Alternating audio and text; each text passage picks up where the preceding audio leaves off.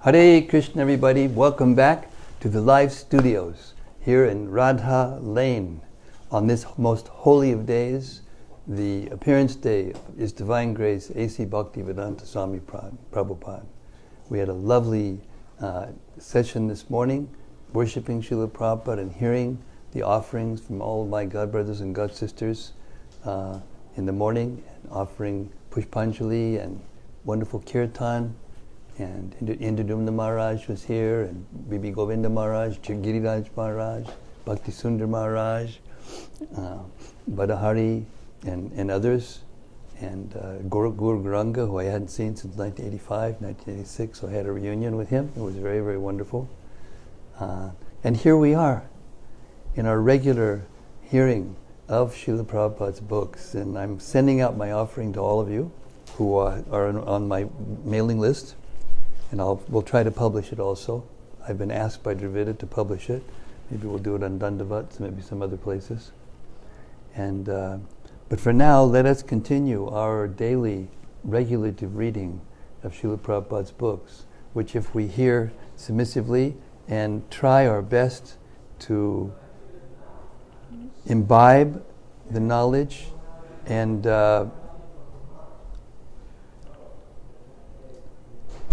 apply it into our daily lives practically, will take us to the spiritual world. Just shut this door also. There you go. So our regular habit of hearing the Srimad-Bhagavatam Mahima Stotram of Srila Sanatana Goswami to begin with, so we can meditate deeply on what we're hearing. Goes like this. Sarva Shastrabdi Piyusha Sarva Vedaika Satpala Sarva Siddhanta Ratnaja Sarva Lokaika Drikprada. O nectar from the ocean of all scriptures, singular fruit of all the Vedas, rich mine of the precious gems of all conclusive truths, you are the only giver of sight to all the worlds. Sarva Bhagavata Prana Srimad Bhagavata Prabho Kalidvandodita Ditya Sri Krishna Parivartita. O life air of all the Supreme Lord's devotees, O Master Srimad Bhagavatam, you are the sun risen in the darkness of Kali. You are the exact image of Sri Krishna. Paramananda Pataya Prema Varshak Sharayate Sarvadasa Vasevyaya Sri Krishnaya Namostume. I bow down to you, who are supremely blissful to read. Your every syllable pours down a flood of prema. You can always be served by everyone. You are Sri Krishna himself. Madeka Bando Matsangin Madguro Man Mahadana Mannistada Madbhagya Madananda Namostute. My only friend, my constant companion, my spiritual master, my great wealth, my savior, my good fortune, my source of ecstasy, I bow down to you. Asadu, sadhu tadayin, atini chochata kada, hanamuncha gadachin mam, prem narit kantayospura. O bestower of saintliness to the unsaintly, O exalter of the most fallen, please never leave me. Always appear in my heart and my voice with pure love. Om Namo Bhagavate Vasudevaya. Om Namo Bhagavate Vasudevaya. Om Namo Bhagavate Vasudevaya. So we've reached the second chapter of the second canto, and we're starting from text 9. And Shukadeva Goswami is explaining to Maharaj Parikshit the Lord in the heart. And now he's going to describe what the Lord of the heart looks like.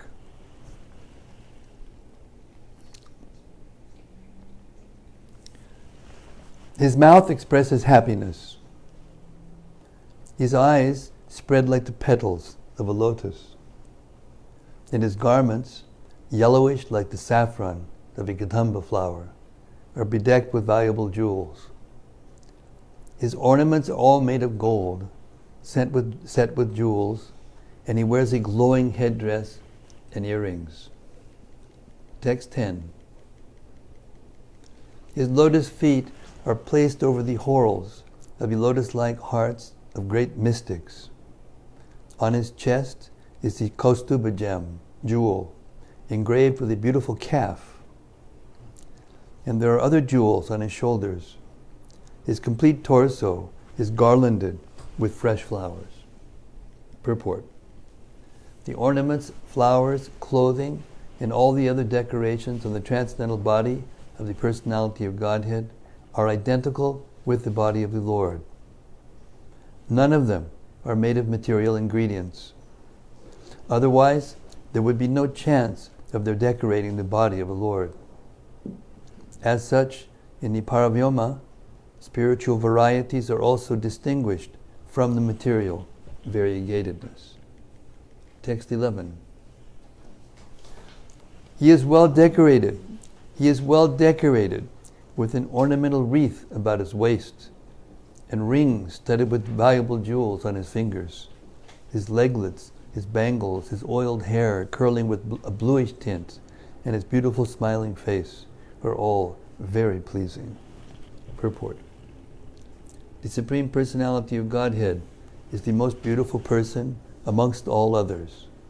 And Srila Shukadeva Goswami describes every part of his transcendental beauty, one after another, in order to teach the impersonalist that the personality of Godhead is not an imagination by the devotee for the facility of worship, but is the Supreme Person in fact and figure. The impersonal feature of the Absolute Truth is but his radiation, as the sun rays are but radiations from the sun. Text 12. The Lord's magnanimous pastimes and the glowing glancing of his smiling face are all indications of his extensive benedictions. One must therefore concentrate on this transcendental form of the Lord as long as the mind can be fixed on him by meditation. Purport. In the Bhagavad Gita 12.5, it is said that the impersonalist undergoes a series of difficult programs on account of his impersonal meditation. But the devotee, due to the Lord's personal service, progresses very easily. Impersonal meditation is therefore a source of suffering for the impersonalist. Here, the devotee has an advantage over the impersonalist philosopher. The impersonalist is doubtful about the personal feature of the Lord, and therefore he always tries to meditate upon something which is not objective. Thus, here is an authentic statement in the Bhagavatam regarding the positive concentration of the mind on the factual form of the Lord. It is suggested herein that the meditative devotee should try to concentrate on the described form of the Lord as long as the mind can be fixed upon him. His smiling benedictions on the devotee are said to be extensive. And what to speak of his transcendental pastimes? To the neophytes, the great acharyas offer the same advantage by installing deities in the temples. The neophytes can then come to the temples and directly concentrate upon the Lord by looking at his deity form, Archa Murti. This form of the Lord is equivalent to that described here by Srila Shukadeva Goswami, who factually realized the Lord after hearing directly from his great father, Srila Vyasadeva. Temple worship is not idol worship, as is misconceived by the less intelligent, because the deity is not a product of iconography. The deity in the temple is authentic because he is installed not according to imagination, but following the instructions of revealed scripture. Therefore, the iconoclast should not try to banish temple. We don't know where. We lost us. Yeah. 2:12. You lost us after the factual form of the Lord. It's different. It's all different. Oh, this is because the second canto needed clarification. Oh. The second canto needed clarification. We'll start from here. We'll do this purport again.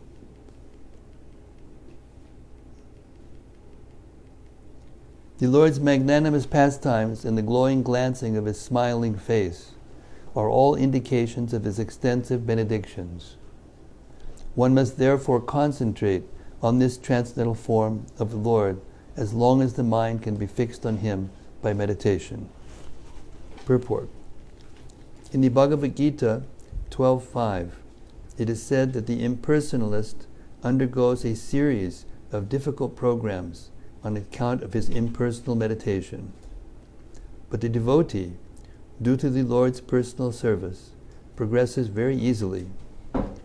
Impersonal meditation is therefore a source of suffering for the impersonalist. Here the devotee has an advantage over the impersonalist philosopher. The impersonalist is doubtful about the personal feature of the Lord, and therefore he always tries to meditate upon something which is not objective. Thus here is an authentic statement in the Bhagavatam regarding the positive concentration of the mind on the factual form of the Lord. It is suggested herein, try to understand this. Srila Prabhupada gave the instruction to his editors to edit his English.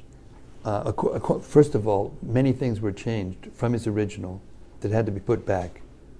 And second of all, sometimes it requires, because English was not his first language, it requires editing for clarity and force. So if you close your eyes, and I'm going to read this section again, which you say is different from the original. Here we go. This is actually the original. Just close your eyes and don't try to follow along with that and just see what happens. In the Bhagavad Gita 12.5, it is said that the impersonalist undergoes a series of difficult programs on account of his impersonal meditation. But the devotee, due to the Lord's personal service, progresses very easily.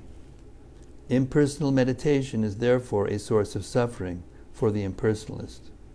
Here, the devotee has an advantage over the impersonal philosopher.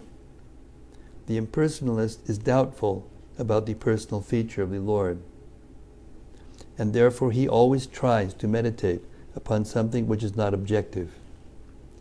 Thus here is an authentic statement in the Bhagavatam regarding the positive concentration of the mind on the factual form of the Lord. It is suggested herein that the meditative devotee should try to concentrate on the described form of the Lord as long as the mind can be fixed upon him. His smiling benedictions on the devotee are said to be extensive, and what to speak of his transcendental pastimes. To the neophytes, the great acharyas offer the same advantage by installing deities in the temples. The neophytes can then come to the temples and directly concentrate upon the Lord by looking at his deity form, Archamurti. This form of the Lord is equivalent to that described here by Srila Shukadeva Goswami, who has factually realized the Lord after hearing directly from his great father, Srila Vyasadeva. Temple worship is not idol worship, as is misconceived by the less intelligent, because the deity is not a product of iconography. The deity in the temple is authentic because he is installed not according to imagination, but following the instructions of revealed scripture. Therefore, the iconoclast should not try to banish temple worship and risk turning society towards atheism. Imitation worship, however, is not advantageous because it is a product of material imagination, and it is thus not equivalent to the meditation recommended here in the Srimad-Bhagavatam. The process of meditation recommended herein is Bhakti Yoga, or the process of devotional service, after one is liberated from material conditions. Jnana Yoga is the process of liberation from material conditions. After one is liberated from the conditions of material existence, that is, when one is nivritta, as previously stated herein, or when one is freed from all material necessities, one becomes qualified to discharge the process of bhakti yoga. Therefore, bhakti yoga includes jnana yoga, or in other words, the process of pure devotional service simultaneously serves the purpose of jnana yoga. Liberation from material conditions is automatically achieved by the gradual development of pure devotional service. These effects of bhakti yoga are called anartha nivritti. Things which are artificially acquired gradually disappear along with the progress of bhakti yoga.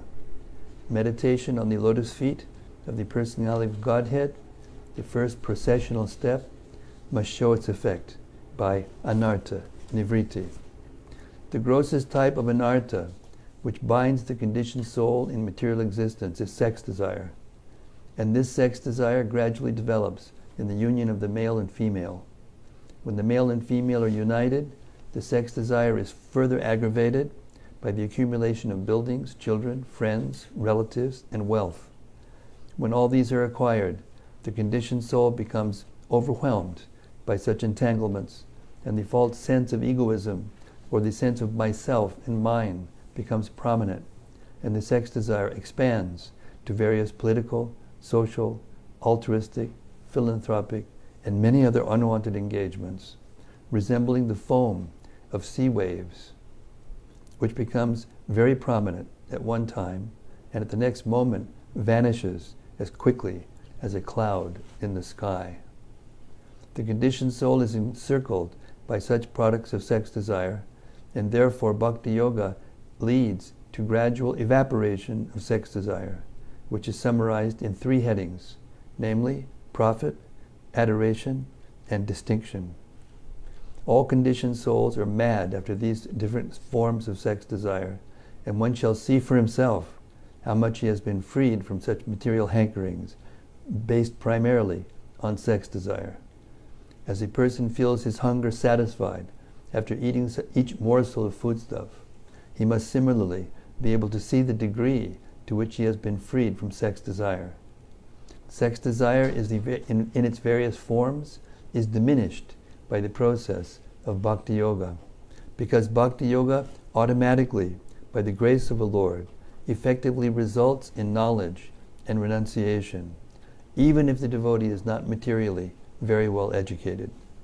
Knowledge means knowing things that are as they are, and if by deliberation it is found that there are things which are not at all unnecessary, naturally the person who has acquired knowledge leaves aside such unwanted things. I'm sorry, I misread that. I'm sorry. Knowledge means knowing things as they are, and if by deliberation it is found that there are things which are at all unnecessary, naturally the person who has acquired knowledge leaves aside such unwanted things. When the conditioned soul finds by culture of knowledge that material necessities are unwanted things, he becomes detached from such unwanted things.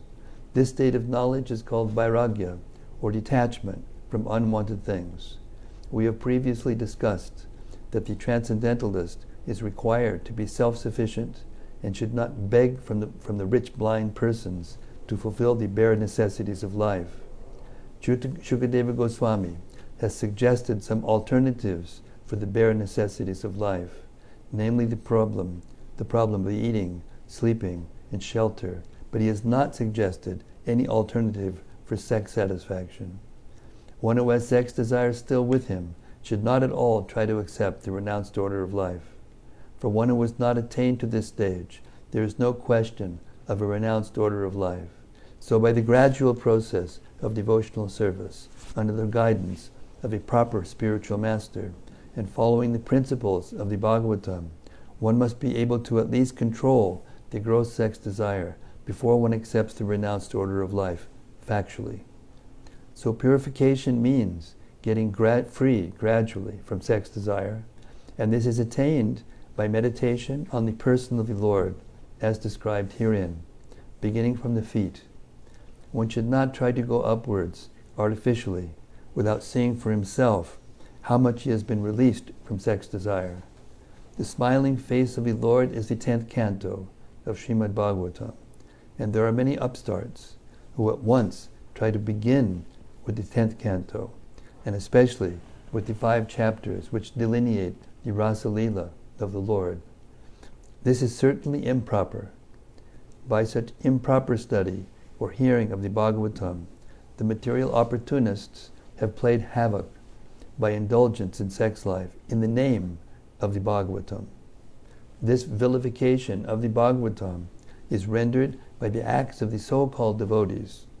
One should be free from all kinds of sex desire before he tries to make a show of recital of the Bhagavatam. Sri Vishwanath Chakravarti Thakur clearly defines the import of purification as cessation from sex indulgence.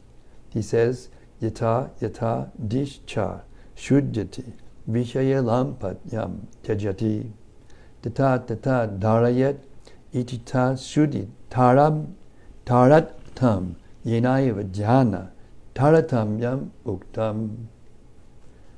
And as one gets free from the intoxication of sex indulgence by purification of intelligence, one should step forward for the next meditation, or in other words, the progress of meditation on the different limbs of the transcendental body of the Lord should be enhanced in proportion to the progress of purification of the heart. The conclusion is that those who are still entrapped by sex indulgence should never progress to meditation above the feet of the Lord. Therefore, the recital of Srimad-Bhagavatam by them should be restricted to the 1st and 2nd cantos of the great literature. One must complete the purificatory process by assimilating the contents of the first 9 cantos. Then one should be admitted into the realm of the 10th canto of Srimad-Bhagavatam. Srila Prabhupada ki jai. So if you have questions about this, we can go over this, whatever differences are, but I don't want to discuss them here, because I want to keep going, making our, regular reading. But we can do this afterwards. Text 13. But the essence of this is that the deity form of the Lord and the form of the Lord in the heart is the same. This is why I asked Eric. Remember, Eric came, and last night at Darshan, I whispered in Eric's ear, I challenge you, go as close as you can to the deity, look in the eyes of the deity, and just don't take your eyes away.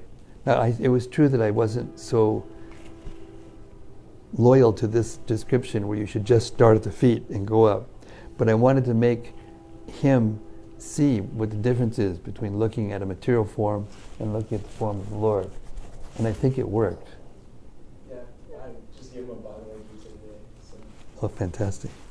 Yeah, he bought one. Fantastic. Because if you remember in the purport, it's describing that the form of the deity and the things that the deity wears and how they're all placed and everything is according to Shastra, according to descriptions that are given in the Shastra.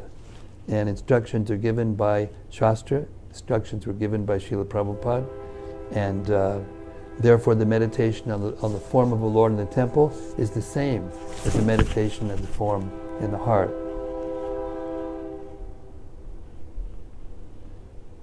That's not the Shabda Brahman. So the holy name of the Lord, the holy form of the Lord, the descriptions of the Lord given in Shastra, they're all non-different than Krishna. So meditation means to be able to hold that form, be able to hold the name or the form or the descriptions of the scriptures, or even when we're here sitting and hearing, the degree to which you can hold your concentration on the topic, while you're hearing, and your mind's not going here and there and everywhere. These are all symptoms of spiritual advancement. And as you develop that ability to fix your mind while you're hearing either the name or the descriptions of the Gita or the Bhagavatam, or the transcendental form of the Lord, then to that degree you're freed from sex desire. And you can follow the regulative principle strictly. And when you follow the regulative principle strictly and practice concentrating your mind on these transcendental forms and transcendental descriptions, then you become gradually free from sex desire. And as you become free from sex desire, the Lord becomes more interested in you, and He will appear in your heart. Text 13. The process of meditation should begin from the lotus feet of the Lord and progress to His smiling face. The meditation should be concentrated upon the lotus feet, then the calves, then the thighs, and in this way higher and higher. The more the mind becomes fixed upon the different parts of the limbs, one after another, the more the intelligence becomes purified. Purport. The process of meditation recommended in the Srimad-Bhagavatam is not to fix one's attention on something impersonal or void. The meditation should concentrate on the person of the Supreme Godhead, either in His Virat Rupa, the gigantic universal form, or in His Satchidananda Vigraha, as described in the scriptures. There are authorized descriptions of Vishnu forms, and there are authorized representations of deities in the temples. Thus one can practice meditating upon the deity, concentrating his mind on the lotus feet of the Lord, and gradually rising higher and higher up to His smiling face. According to the Bhagavad school, the Lord's rasa dancing is the smiling face of the Lord.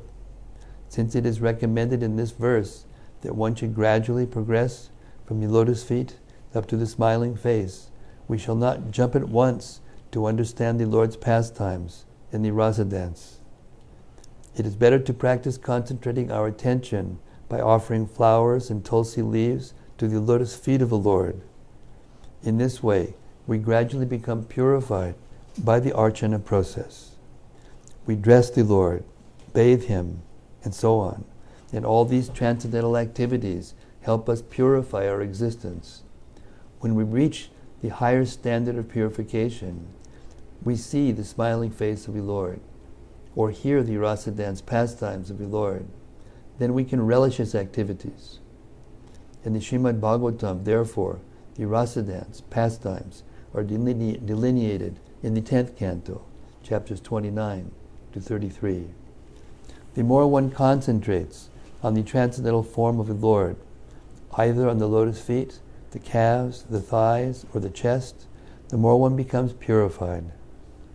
In this verse it is clearly stated, the more the intelligence becomes purified, which means the more one becomes detached from sense gratification.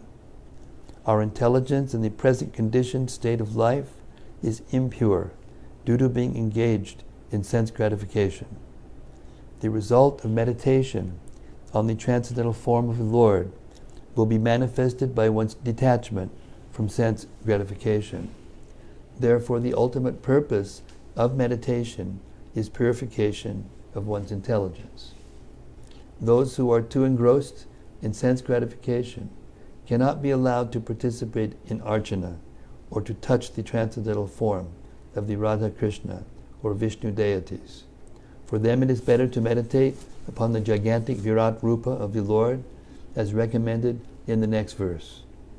The impersonalists and the voidists are therefore recommended to meditate upon the universal form of the Lord, whereas the devotees are recommended to meditate on the deity worship in the temple. Because the impersonalists and the voidists are not sufficiently purified in their spiritual activities, archana is not meant for them. Text 14. Until the gross materialist develops a sense of loving service unto the Supreme Lord, the seer of both the transcendental and material worlds, he should remember or meditate upon the universal form of the Lord at the end of his prescribed duties. Purport. The Supreme Lord is the seer of all the worlds, both material and transcendental. In other words, the Supreme Lord is the ultimate beneficiary and enjoyer of all worlds, as confirmed in the Bhagavad Gita 5:29. The spiritual world is the manifestation of his internal potency, and the material world is the manifestation of his external potency. The living entities are his marginal potency, and by their own choice, they can live in either the transcendental or material worlds.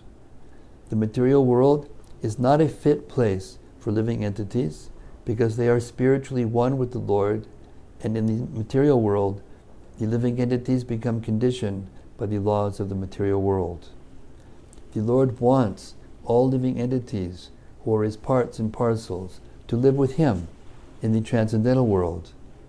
And for enlightening conditioned souls in the material world, all the Vedas and the revealed scriptures are there, expressly to recall the conditioned souls back home, back to Godhead.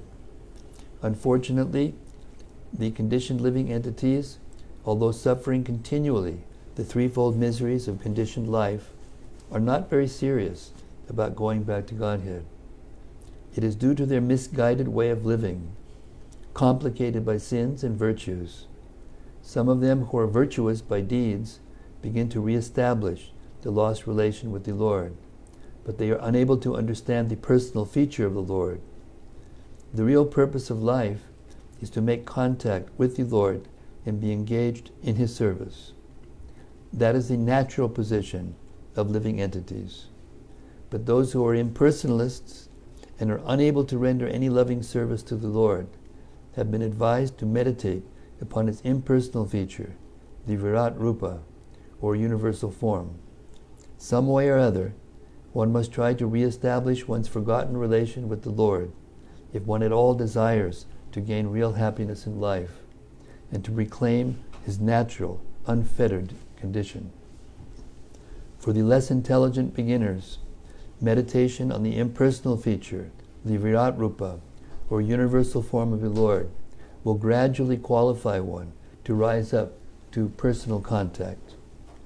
One is advised herewith to meditate upon the Virat Rupa, specified in the previous chapter, in order to understand how the different planets, seas, mountains, rivers, birds, beasts, human beings, demigods, and all that we can conceive are but different parts and limbs of the Lord's Virat form. This sort of thinking is also a type of meditation on the absolute truth. And as soon as such meditation begins, one develops one's godly qualities, and the whole world appears to be a happy and peaceful residence for all the people of the world. Without such meditation on God, either personal or impersonal, all good qualities of the human being become covered with misconceptions regarding his constitutional position. And without such advanced knowledge, the whole world becomes a hell for the human being. Text 15. After.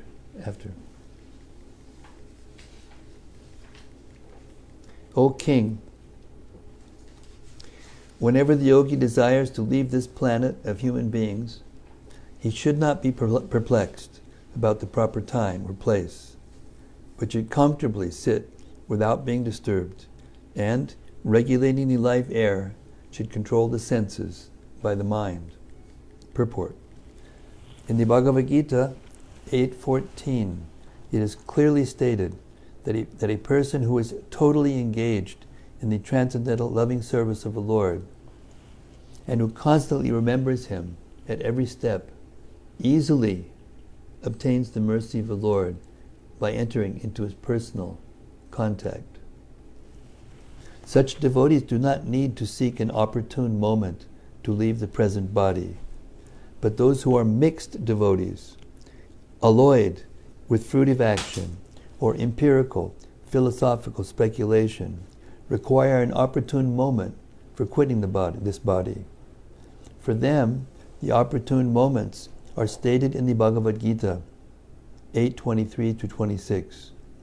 But these opportune moments are not as important as one's being a successful yogi who is able to quit his body as he likes. Such a yogi must be competent to control his senses by the mind. The mind is easily conquered simply by engaging it at the lotus feet of the Lord. Gradually, by such service, all the senses become automatically engaged in the service of the Lord.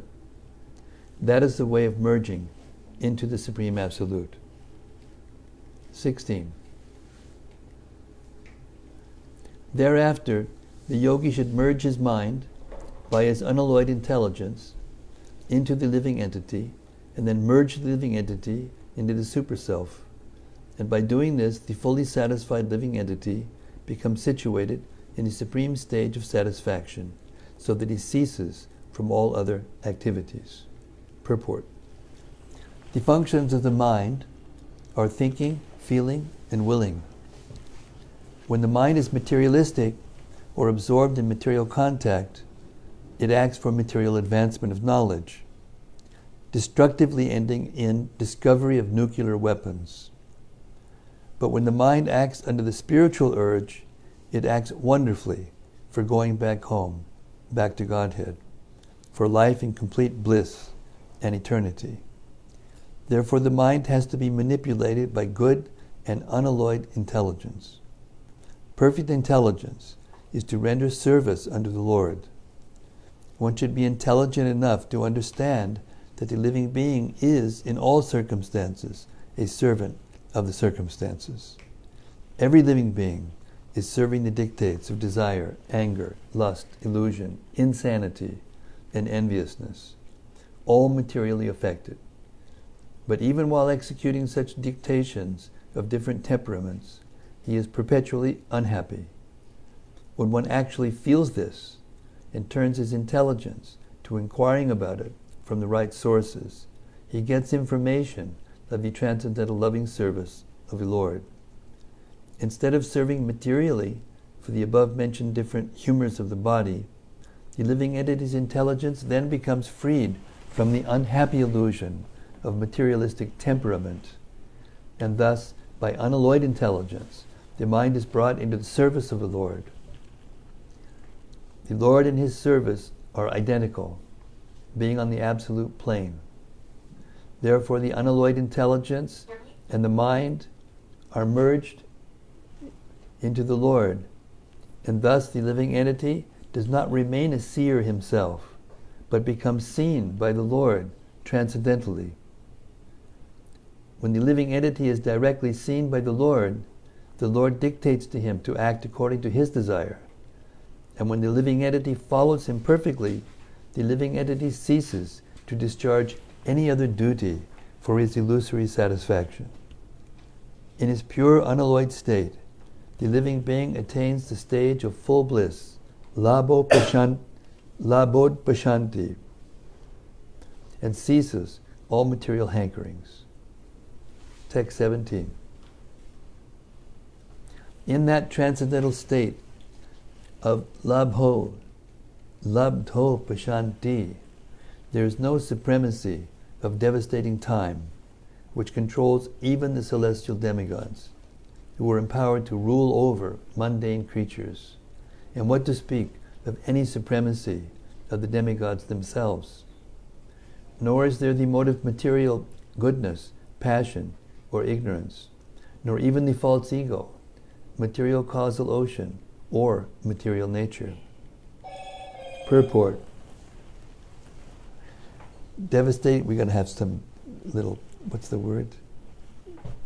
You're going to have to, when your phone goes up, you're going to have to distribute a book. Right? Okay, what do they call it? Fine. We'll have a fine system. We'll appoint a sergeant of arms. Make my phone go off. Devastating time, which controls even the celestial demigods by its manifestations of past, present, and future, does not act on the transcendental plane. The influence of time is exhibited by the symptoms of birth, death, old age, and disease. And these four principles of material conditions are present everywhere, in any part of the material cosmos, up to the planet Brahmaloka, where the duration of life of the inhabitants appears to us to be fabulous. Insurmountable time even brings about the death of Brahma, so what to speak of other demigods like Indra, Chandra, Surya, Vayu, and Varuna. The astronomical influence directed by the different demigods over mundane creatures is also conspicuous by its absence. In material existence, the living entities are afraid of satanic influence. But for a devotee on the transcendental plane, there is no such fear at all. The living entities change their material bodies in different shapes and forms under the influence of the different modes of material nature. But in the transcendental state, the devotee is gunatita, or above the material modes of goodness, passion, and ignorance. Thus the false ego of I am the Lord of all that I survey does not arise there. In the material world, the false ego of the living being trying to lord it over the material nature is something like the moths falling into a blazing fire. The moth is captivated by the glaring beauty of the fire, and when he comes to enjoy it, the blazing fire consumes him. In the transcendental state, the living being is pure in his consciousness, and as such, he has no false ego to lord it over the material nature. Rather, his pure consciousness directs him to surrender under the Supreme Lord, as stated in the Bhagavad Gita 7:19, Vasudeva, Sarvamiti, Samahatma, Sadurlabha. All this indicates that in the transcendental state there is neither material creation nor the causal ocean for material nature. The above mentioned state of affairs is factual on the transcendental plane, but is factually revealed in a transcendentalist knowledge of the advanced state of pure consciousness. Such transcendentalists are of two types, namely the impersonalists and the devotees. For the impersonalist, the ultimate goal or destination is the Brahmajyoti of the spiritual sky. But for the devotees, the ultimate goal is the Vaikuntha planets. The devotees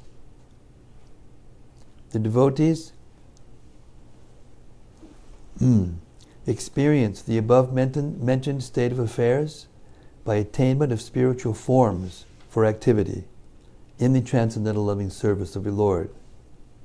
But the impersonalist, because of his neglecting the association of the Lord, does not develop a spiritual body for spiritual activity, but remains a spiritual spark only, merged in the effulgent spiritual rays of the Supreme Personality of Godhead. The Lord is the full-fledged form of eternity, bliss, and knowledge, but the formless Brahmajyoti is simply eternity and knowledge. The Vaikuntha planets are also forms of eternity, bliss, and knowledge, and therefore the devotees of the Lord, who are admitted into the abode of the Lord, also get bodies of eternity, bliss, and knowledge. As such, there is no difference between one and another. The Lord's abode, name, fame, entourage, and so on, are of the same transcendental quality. And how this transcendental quality differs from the material world is explained herewith in this verse. In the Bhagavad Gita, 3 principal subjects have been explained by Lord Sri Krishna, namely Karma Yoga, Jnana Yoga, and Bhakti Yoga. But one can reach the Vaikuntha planets by the practice of Bhakti Yoga only. The other 2 are incompetent in helping one reach the Vaikuntha lokas, although they can, however, conveniently take one to the effulgent Brahmajyoti as described above. Text 18. The transcendentalists desire to avoid everything godless, for they know that supreme situation in which everything is related with the Supreme Lord, Vishnu. Therefore, a pure devotee, in absolute harmony with the Lord, does not create perplexities, but worships the lotus feet of the Lord at every moment, taking them into his heart. Purport.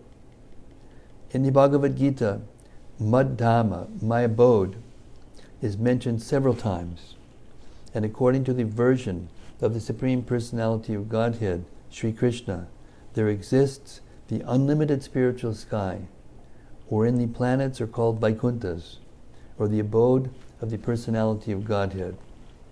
In that sky, which is far, far beyond the material sky and its sevenfold coverings, there is no need of the sun or the moon, nor is there necessity of electricity for illumination, because the planets are self-illuminating and more brilliant than the material suns. Pure devotees of the Lord are absolutely in harmony with the Personality of Godhead, or in other words, they always think of the Lord as their only dependable friend and well-wisher. They do not care for any mundane creature up to the status of Brahma, the Lord of the universe. Only they can definitely have a clear vision of the Vaikuntha planets. Such pure devotees, being perfectly directed by the Supreme Lord, do not create any artificial perplexity in the matter of transcendental understanding by wasting time in discussing what is Brahman and what is non-Brahman, or Maya. Nor do they falsely think of themselves as one with the Lord, or argue that there is no existence of the Lord separately, or that there is no God at all, or that living beings are themselves God, or that when God incarnates himself, he assumes a material body. Nor do they concern themselves with many obscure speculative theories, which are in actuality so many stumbling blocks on the path of transcendental understanding. Apart from the class of impersonalists or non-devotees, there are also classes who pose themselves as devotees of the Lord, but at heart maintain the idea of salvation by becoming one with the impersonal Brahman. They wrongly manufacture their own way of devotional service by open debauchery and mislead others who are simpletons or debauchees like themselves. All these non-devotees and debauchees are, according to Vishwanath Chakravarti, duratmas, or crooked souls in the dress of Mahatmas, or great souls.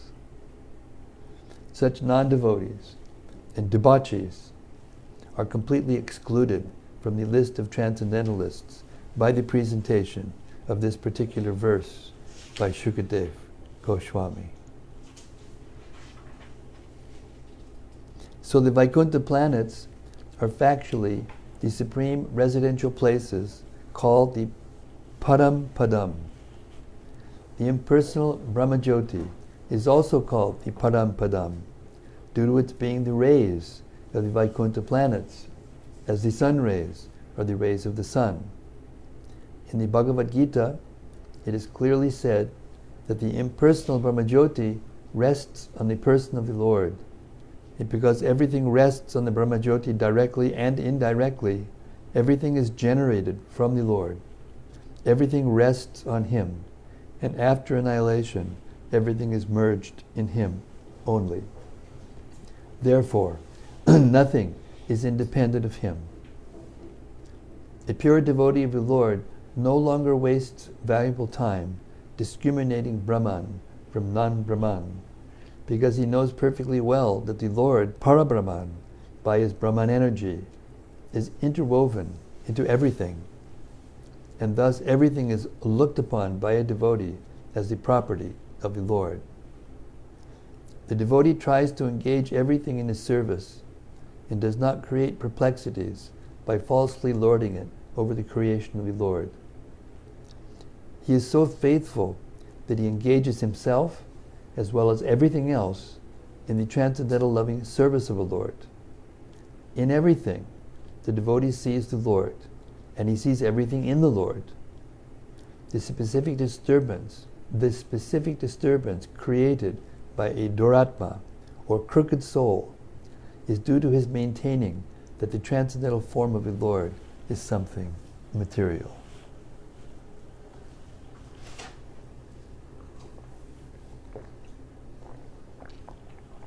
So, in these two cantos, the first and second canto, particularly the second canto, there were quite a few devotees who edited it.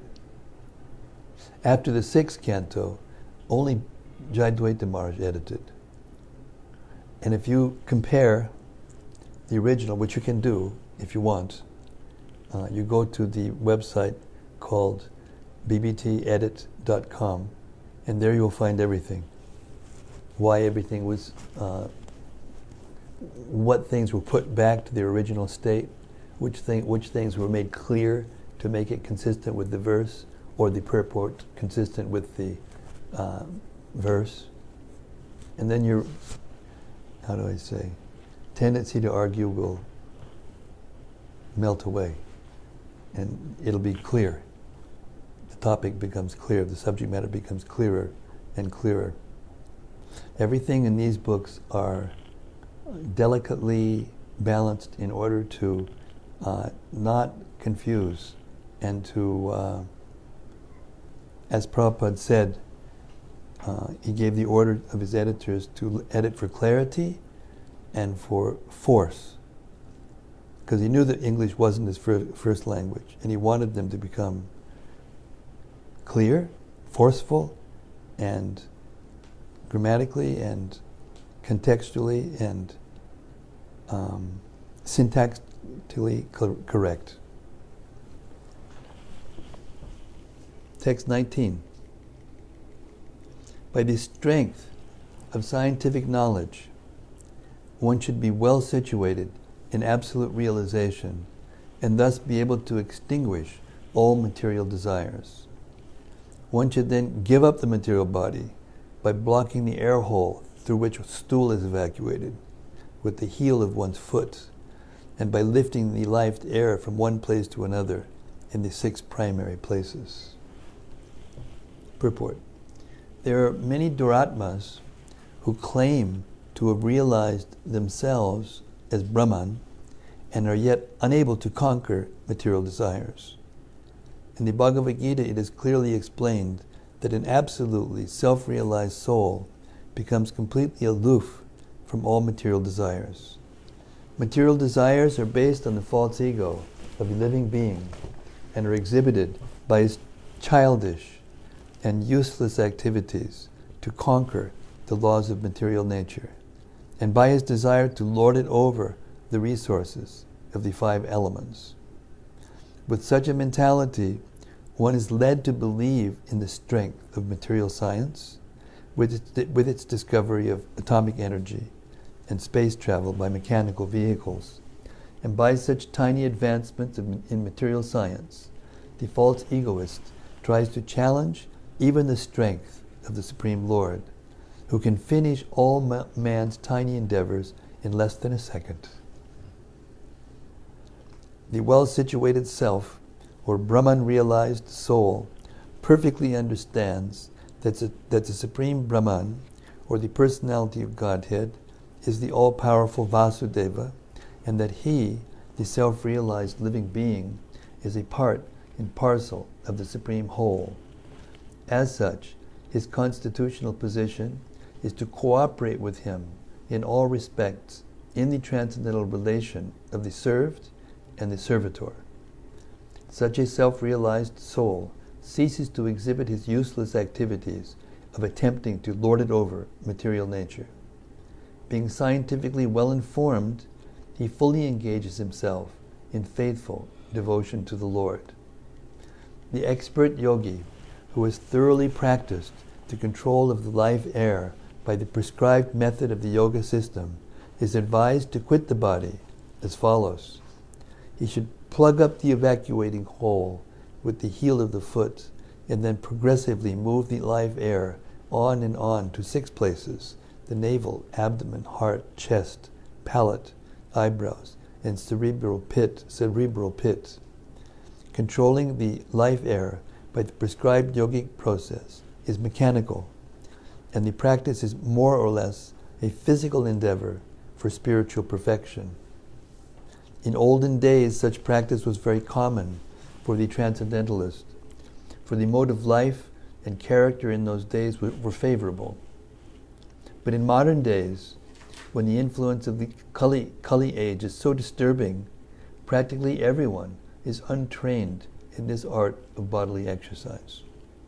Concentration of the mind is more easily attained in these days by the chanting of the holy name of the Lord, as we all experienced last night. Thank you. The results are more effective than those derived from the inner exercise of the life air. Text 20. The meditative devotee should slowly push up the life air from the navel to the heart, from there to the chest, and from there to the root of the palate. He should search out the proper places with intelligence. Purport. There are 6 circles of the movement of the life air, and the intelligent bhakti yogi should search out these places with intelligence and in a meditative mood. Among these mentioned above are the Swadhisthana chakra, or the powerhouse of the life air, and above this, just below the abdomen and navel, is the Manipuraka chakra. When the meditative devotee searches out the next higher circle of the life air, he reaches the Anahata chakra in the heart, and further up, when the life air is placed at the root of the palate, he reaches the Vishuddha chakra. 21. Thereafter, the bhakti yogi should push the life air between the eyebrows, and then, blocking the 7 outlets of the life air, he should maintain his aim for going back home, back to Godhead. If he is completely free from all desires for material enjoyment, he should then reach the cerebral hole and give up his material connections, having gone to the Supreme. Purport. The process of giving up all material connections and returning home back to Godhead, the Supreme, is recommended herein. The condition is that one should be completely freed from the desire for material enjoyment. There are different grades of material enjoyments in respect to duration of life and sensual gratification. The highest plane of sensual enjoyment for the longest period of life is mentioned in the Bhagavad Gita 9:20. All are but material enjoyments, and one should be thoroughly convinced that he has no need of such a long duration of life, even in the Brahmaloka planet. He must return home back to Godhead and must not be attracted by any amount of material facilities. In the Bhagavad Gita 259, it is said that this sort of material detachment is possible to attain when one is acquainted with the supreme association of life. Param drishtva nivartate. One cannot be freed from material attraction unless he has complete understanding of the nature of spiritual life. The propaganda by a certain class of impersonalists that spiritual life is void of all varieties is dangerous propaganda to mislead the living beings into becoming more and more attracted by material enjoyments. As such, persons with a poor fund of knowledge cannot have any conception of the Param, the Supreme, and they try to stick to the varieties of material enjoyments, although they may flatter themselves as being Brahman-realized souls. Such less intelligent persons cannot have any conception of the Param, as mentioned in this verse, and therefore they cannot reach the Supreme. The devotees have full knowledge of the spiritual world, the personality of Godhead, and His transcendental association in unlimited spiritual planets called Vaikuntha Lokas. Herein, Akunta Drishti is mentioned. Akunta and Vaikuntha convey the same import, and only one who has his aim fixed upon that spiritual world and personal association with the Godhead can give up his material connections, even while living in the material world. This Param and the Param Dhamma, mentioned in several places in the Bhagavad Gita, are one and the same thing. One who goes to the Param Dhamma does not return to the material world. This freedom is not possible, even by reaching the topmost loka of the material world. The life air passes through 7 openings, namely 2 eyes, 2 nostrils, 2 ears, and 1 mouth. Generally it passes through the mouth at the time of an ordinary man's death. But the yogi, as above mentioned, who controls the life air in his own way, generally releases the life air by puncturing the cerebral hole in the head.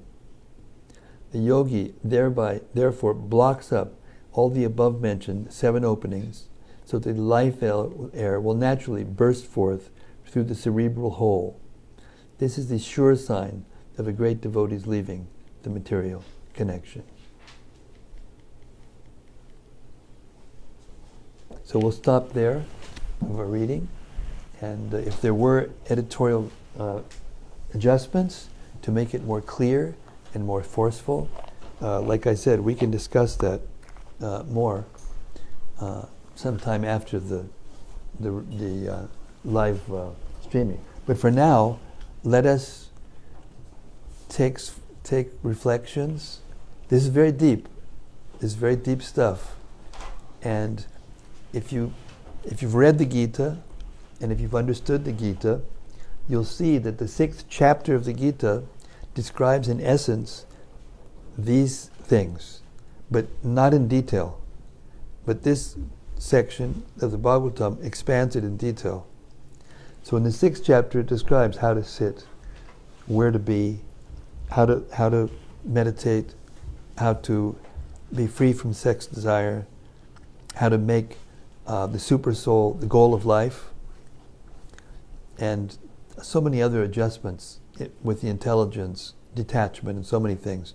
And then at the end, then Arjun rejects it. In the 6th chapter, Arjun rejects this process of dhyana yoga or Astanga yoga.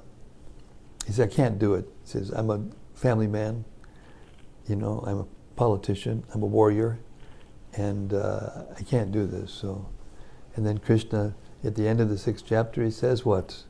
Somebody knows. Yoginam api sarvesham madgatein antaratmada shadhavan bhajate yomam sama yukta tamomadaha.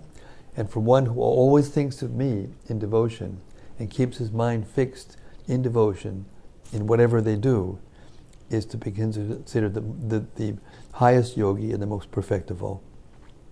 So that's the essence, the summary of this, from the Gita to the Bhagavatam. The Bhagavatam gives the details, but the conclusion is the same. In this day and age, we're not meant to perform that kind of service, that kind of process, to purify ourselves. I mean, there may be some benefit physically and even mentally, but to get spiritual perfection through that process in this age is not possible. That's the conclusion. Okay. Yes, Don. Near the very beginning of the reading, you mentioned that worshiping or meditating upon the deities is the same as meditating on the super soul in the heart, the okay, form of the Lord of the heart. Yes. You said the form of the, so I just wanted to clarify. Is that the super soul or another form of Krishna? Super soul. Okay. But Krishna, all the forms are contained within the form of Krishna. So if the devotee, by the purest process of purification and change of the desire and change of his activities, becomes desirous of being with Krishna, then Krishna will reveal himself in the form of Krishna, not Vishnu. It depends on the person's qualification and the individual desire, the form that will be revealed to the heart. I have another question. Therefore, sometimes devotees are attracted to one form of Krishna as in the deity form also, rather than others. Some devotees are more attached to Ramachandra, Sita, Ram, Lakshman, Hanuman. Some are attracted more to Lord Nrsimhadev. Some are attracted to Radha and Krishna. Some are attracted to Lakshmi, Narayana, Sita, Ram. So the varieties are there because every single soul is unique and individual. And Krishna, as he says in the Gita, Yayatam mam prapadyante tangstataiva bhajamyaham. As the soul surrenders to him, in other words, as the soul approaches him, in the mood and however he approaches him, then Krishna reciprocates accordingly. And he also says one more thing in that verse, and that is that every soul in the universe is following his path in all respects. It's just that some know it and some don't. We're going to say something? Oh, I thought you were going to say something. Yes, John. When you're saying the Maha Mantra, and this is, I guess this is elementary, but I didn't really even catch it. I was just saying it, but you're supposed to focus on the form of Krishna while you're doing it. Not in the beginning. Okay. Not in the beginning. The sound and the form are the same. I'll read you a very nice prayer, okay, that will answer this question. This is Rupa Goswami, and this is his glorification of the holy name. Just like this was Sanatana Goswami, his brother, his glorification of the Bhagavatam, which we read every day. So this is Rupa Goswami's glorification of the holy name, okay? It's called Sri Namastaka. Nikila Shruti Mauli Rattamala Juti Nirajita Pada Pankajanta Ayi Muktakulayar Upasyamanam Paritas Tvam Harinama Sangshayami. O Harinama, the tips of the toes of your lotus feet are constantly being worshipped by the glowing radiance emanating from the string of gems known as the Upanishads, the crown jewels of all the Vedas. You are eternally adored by liberated souls like Narada and Shukadev. O Harinam, I take complete shelter of you. Jaya Namadeya Muni Vrindageya He Janaranjanaya Padamakshaраkrite Tvam Anadanad Apimanag Udiditam Nikilogratapa Patalim Vilumpasi.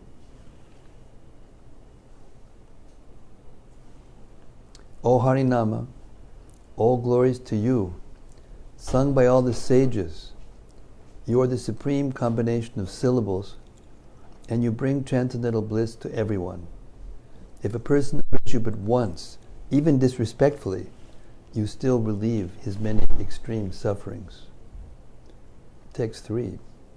Yada baso pyudyan kavaliva bhavadwan vabhibhavo Drisham tat mandanam abhidishati bhakti pranayani janastasyo datam jagati bhagavan namatarane kriti te nirnvaktum kahiha mahimanam prabhavati. O Son of the Holy Name, even a dim glimmer of your splendor swallows the powerful darkness of materialistic life and gives those who are blind to the truth the vision to follow the path of pure devotional service. Here we are. Who in this world, even if learned and pious, can fully describe your transcendental glory? Text 4. Yad Brahma Sakshat Kritinishtayapi Vinasham Ayati Vinana Bogaihi Apaiti Nama Smurinena Tate Prarabdha Karmati Viraudi Vedaha. O Holy Name, the Vedas declare that meditation on the impersonal Brahman cannot bring freedom from karmic reactions, that they must be enjoyed or suffered, but that when you manifest yourself in one's consciousness, all karma at once disappears. Agadamana Yashodanandanao Nandasuno Kamalanayana Gopi Chandra Vrindavanendraha Pranata Karuna Krishna Ityaneka Sarupe Twayi Mama Raja Uchchaya Vardatam Namadeya. O holy name, you have many forms, such as Agadamana, crusher of Agasura, Yashodanandana, darling child of Yashoda, Nandasuno, son of Nanda, Kamalanayana, lotus-eyed one, Gopi Chandra, moon of the gopis, Vrindavanendra, king of Vrindavan, Pranata Karuna, he was merciful to the surrendered souls, and Krishna, he was all attractive. I pray that my love for you in your many forms may greatly increase. And now this verse, the next one, answers your question. Vacham vachakam ityudeti bhavato namasarupa dvayam purvasmat padame vahanta karunam tatrapi jani mahe yastasmin bihita paradanivaha prani samantad bhaved asyene dumupasya sopi hisadanandam buddha majjiti. O holy name, you have two forms. You manifest yourself in two forms. The supreme person you designate and the sound vibration that designates. We know that the second form is more merciful than the first, because even if a person offends your first form in many ways, you plunge him into an ocean of transcendental bliss if he serves your second form with his voice. Text 7. Sudita Shricha Janarti Rashaye Ramyachit Ganasukat Sarupine Nama Gokula Mahotsavayate Krishnapurna Babushe Namo Namaha. O holy name, you destroy the many sufferings of those who take shelter of you. You are the very form of concentrated spiritual bliss, a festival of happiness for Gokula, and the perfect and complete form of Lord Krishna. Again and again, I bow to you. In the last verse, Narda Vino Jivana Sudormi Niryasa Madhuri Pura Tvam Krishna Nama Kamam Spurame Rasane Rasena Sada. O enlivener of Narda's Vina, O flood of the waves of sweet nectar, O holy name of Lord Krishna, please forever manifest yourself on my tongue with all your nectarian sweetness. So in that verse I was pointing out the sound vibration. If you concentrate your mind on the sound vibration fully, without any other attempt to try to think of something else, if you absorb your mind completely in the sound, and if you develop the mood, not necessarily to think of pastimes and things that are more complicated to think of, but concentrate fully on the sound to the exclusion of everything else, and feel, please accept me. Please accept me. Engage me in your service. Then all the other things gradually will be revealed. The form, the attributes, not just in the books, but they will be assimilated. And then they will come naturally into the mind as you chant. That's why there was a verse that we read just the other day, and maybe it was yesterday or the day before. In the purport, Prabhupada said the name leads one to the pastimes, leads one to the Bhagavatam. That's why I'm emphasizing so much in my preaching and explanations and my crusade, as they call it. Actually, I talked to Govinda Maharaj about this. After you heard the offering that I made today, he said, I think that we should, and Indra Maharaj said the same thing. He said, I think we'll start to incorporate half-an-hour sections within the melas where we just read from Prabhupada's books to all the devotees out loud. I told them I'd volunteer to be the reader. So that's the thing. It's a progressive march. It's a progressive way of understanding. But this section and the beginning sections of the Gita, which Arjuna rejected, they're not really for us. We shouldn't think there's something wrong with us because we can't move our air, in that Kundalini Chakra thing. We shouldn't think that there's something wrong with us and that that's something higher than what we're doing. It's not at all. The goal, we can achieve the goal of life, which is pure love for Krishna, and go back to the spiritual world just by chanting the holy name. But we have to learn how to do it. And that one of the quotes that I made in my offering today was just that without going through the proper channels and hear first and understand first, along with the chanting, then we won't be able to understand properly how to do the other services, what they mean, what the proper way of doing it, proper mentality. It won't come.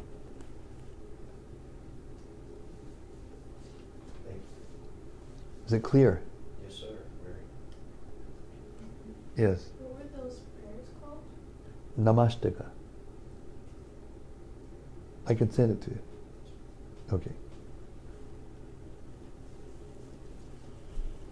And I want to publicly, to the world, because there's people out there in all the world watching this, I would like to thank deeply Guru Bhakti for organizing this and conceiving of it and pushing it and doing all the things she did to get the right person to do the right things. I mean, you may not be the only one, but you were definitely influential. I've heard through the birds and the bees flying around. We have a very good team. Yeah. I think anything that's possible like this, we should. Yeah, we should make it like regular. I got it when I watched this year. I've been more attentive, and I can see that what happened in Dallas for New Year's, when Govinda Maharaj and others came and the kirtans went through the roof, and then then they did something in Austin and that fell apart. Not fell apart, but they ran out of room. Then they went over to the to North Carolina, and now we'll look at the facility that we have here. We utilize this facility fully like this at least once a year, and bring all these great kirtaniyas here and have this kind of kirtan that we had this weekend. I mean, everything will explode. Everything will explode, and we need to learn to do this. All you young devotees who are here just coming around, you need to do this. 40 years from now, you should be able to do what Govinda Maharaj does. Or some of you, someone.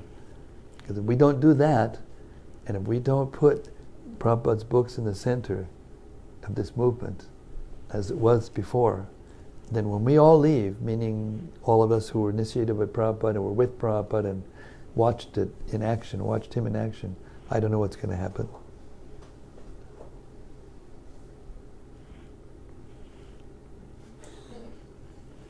Matt, would you share your offering, please, on your? Yes, I'm going to do that. Just when I leave here, I made a promise. I'm going to send it out. Even Dravida wrote me a note and told me you should publish this offering. Empowered by all of you.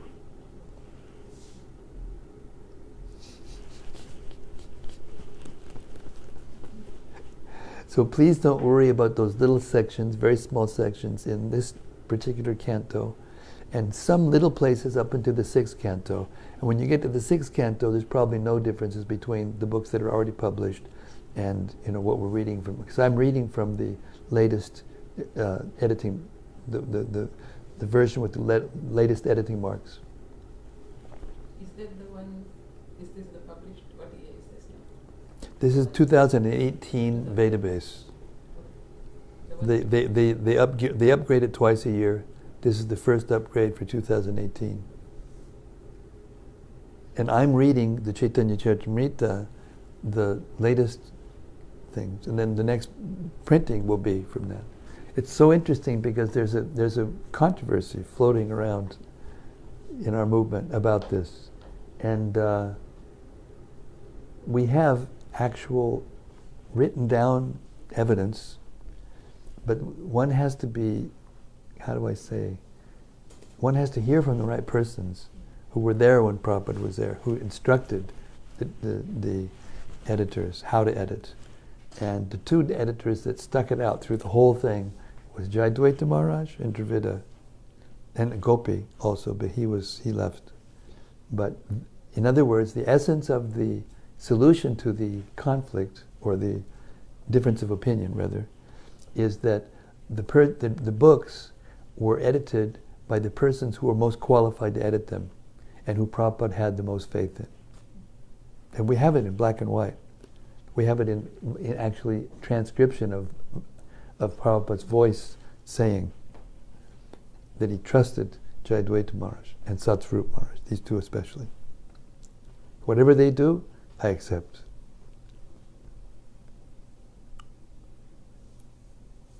So this is Kali Yuga. Kali Yuga means quarrel, and there's always going to be differences of opinion, and they will fight until, the sun stops shining,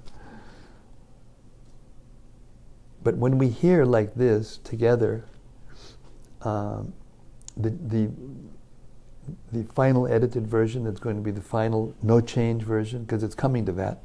It's almost there. And the principle has been accepted by the BBT that when Jayadvaita Maharaj passes away and Dravida passes away, that's it. No more changes, no matter what. So the controversy is what is called oh my God, in logic there's a name for it. Red herring? Red herring? Is that? Anyway, it's a false argument. These are all false arguments. Because every change that is made has made it more clear, according to Prabhupada's consistent philosophy. And now I'm going to stop.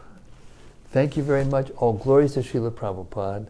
All glories to Srila Prabhupada's transcendental literatures, which can take us back to Godhead.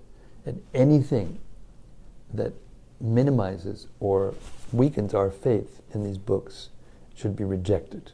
Hare Krishna. Srila Prabhupada ki jai. Srimad-Bhagavatam ki jai. Samaveda Bhakti Vrinda ki jai. Gaur Premanandi Hari Hari Bol.